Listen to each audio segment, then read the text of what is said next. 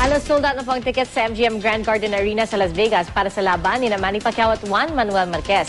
Excited na rin po ang mga Pilipinong dumayo pa roon para mapanood ang ika-4 na pagtutuos ng dalawang boksingero. Mula sa Las Vegas, Nevada, balitang hatid ni Mark Zambrano. Nandito na sa Las Vegas, Nevada si pambansang kamao Manny Pacquiao.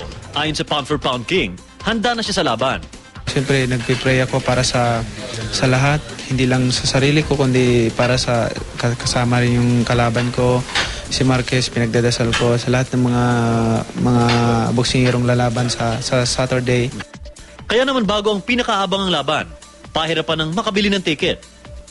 Ayon sa pamunuan ng MGM Grand Garden Arena, mahigit 10% na lamang ang natitira sa mahigit sa 16,000 seating capacity at hiwa-hiwalay na ang mga seat number nito.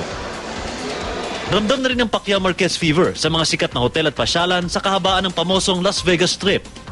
Sa MGM Grand Hotel kung saan gaganapin ang laban, nakatayo na sa lobby ang isang boxing ring na simbolo ng nalalapit na sagupaan.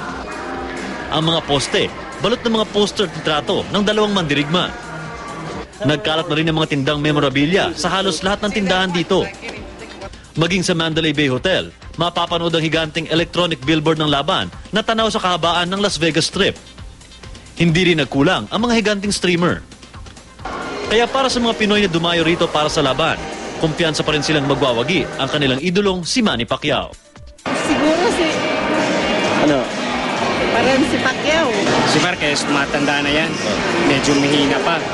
Taon-taon dinarayo ng milyong-milyong turista itong Las Vegas, Nevada dahil sa dami ng pwedeng gawin dito.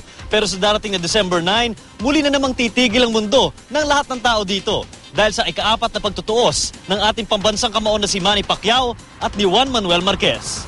Mark Zambrano, GMA News.